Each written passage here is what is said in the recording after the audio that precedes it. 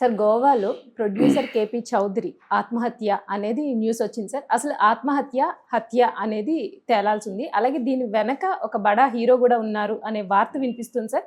అది ఎంతవరకు నిజం? నిన్న అక్కడ కబాలీ సినిమా, తెలుగు సినిమా ప్రొడ్యూసర్ కేపీ చౌదరి. ఇతను పూర్తి పేరు కృష్ణప్రసాద్ చౌదరి. సో ఈయన అక్కడ గోవాలో సియోలిం అనే ఒక ఏరియా ఉంది. ఆ సియోలిం ఏరియాలో ఇతనికి ఒక ఫ్లాట్ ఉంది. ఆ ఫ్లాట్లో ఇతను చనిపోయి కనిపించాడు పోలీసులకి. మామూలుగా అయితే ఇతనికి ఫోన్లు చేస్తుంటే ఫ్రెండ్స్ లేకపోతే బంధువులు ఫోన్ తీయట్లేదు. దాంతో వాళ్ళకి డౌట్లు వచ్చి పోలీసులు కంప్లైంట్ చేశారు. గోవా పోలీసులు వెళ్ళి చూస్తే చనిపోయినాడు.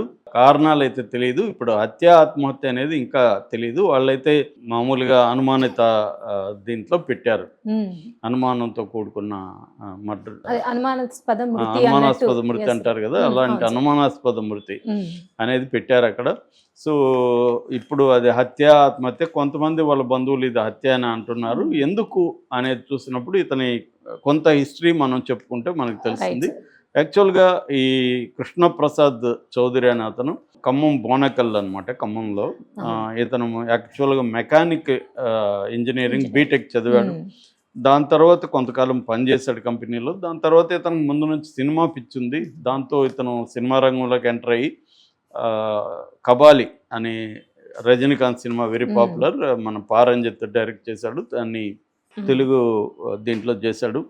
ఈ కబాలి చేసిన తర్వాత ఇతనికి బాగా పేరు వచ్చింది, ఎందుకంటే ఇది పాపులర్ రజనీకాంత్ సినిమా కాబట్టి. దాని తర్వాత ఇతను అర్జున్ సురవరం, సీతమ్మ వాకిట్లో సిరిమల్ల చెట్టు, సర్దార్ గబ్బర్ సింగ్ ఇలాంటి అనేక సినిమాలకి డిస్ట్రిబ్యూషన్ కూడా చేశాడు.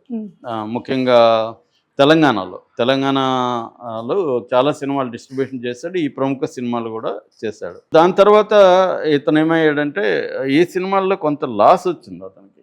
సినిమాల డిస్ట్రిబ్యూషన్లో లాస్ వచ్చిన తర్వాత ఇతను గోవాకి వెళ్ళి ఒక పబ్బు పెట్టాడు. దాని పేరు ఓహెచ్ఎం పబ్బు. ఈ పబ్బు పెట్టి గోవాలో నడిపిస్తున్నప్పుడు ఇతనికి తెలుగు వాళ్ళు ఆల్రెడీ తన సినిమా రంగంలో ఉన్నాడు కాబట్టి హీరోలు, హీరోయిన్లు, ఈ క్యారెక్టర్ ఆర్టిస్టులు ఇలాగ చాలా మందితో పరిచయాలు ఉన్నాయి. సో వీళ్ళు మామూలుగా అందరికి కూడా గోవా అనేది మన ఇండియాలో అదొక మంచి టూరిస్ట్ స్పాటు. అక్కడ పోయి హ్యాపీగా మందు తాగి బీచ్ల్లో తిరిగి సరదాగా వద్దామని ప్రతి ఒక్కరు అనుకుంటారు కదా. అట్లాగే క్యాసినో కూడా అక్కడ అలౌడ్. గోవాలో క్యాసినో పర్మిషన్ ఉంటుంది. సో క్యాసినో పిచ్చి కూడా అది మామూలు పిచ్చి కాదు, అది భయంకరమైన అడిక్షన్ క్యాసినోలో కూడా.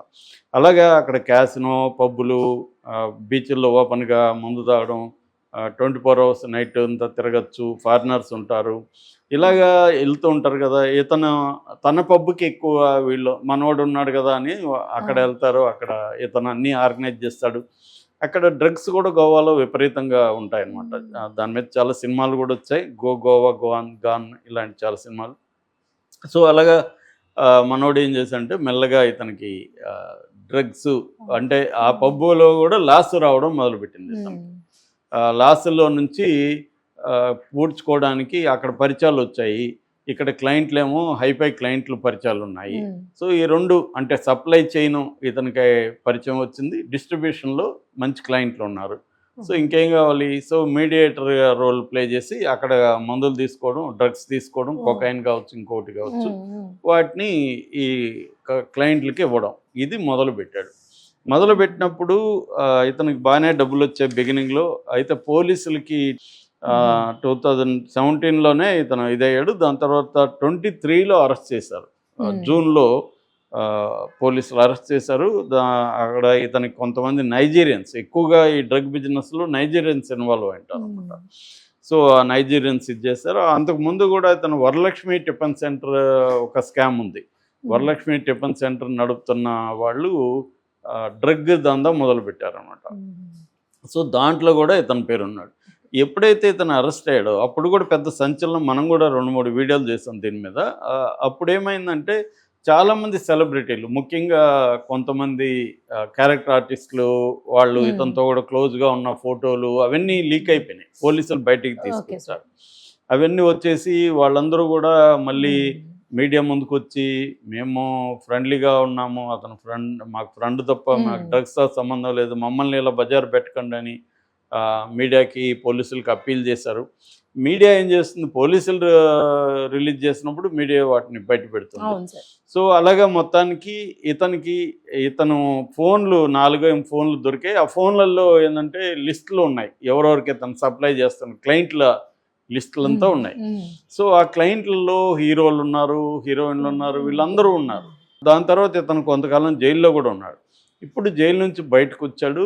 ఇక్కడ ఏంటంటే ఇతన్ని చంపేశారా అనే దానికి ఒక లాజిక్ ఏంటంటే, ఇతని ఫోన్లో చాలామంది ఉన్నారు కాబట్టి రేపు పొద్దున ఇతను పలాని హీరో పలాని హీరోయిన్లకి నేను అమ్మాను అవును సార్. అంటే వాళ్ళ మీద కేసులు పెడతారని, అలాంటి వాళ్ళందరూ కలిసి ఇతన్ని చంపించారా, గోవాలో చంపించి ఆత్మహత్యగా చిత్రీకరించారా అన్నది ఒక డౌట్ అయితే ఉంది.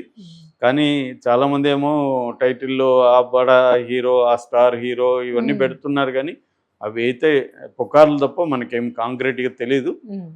లేదు ఇతను ఆర్థికంగా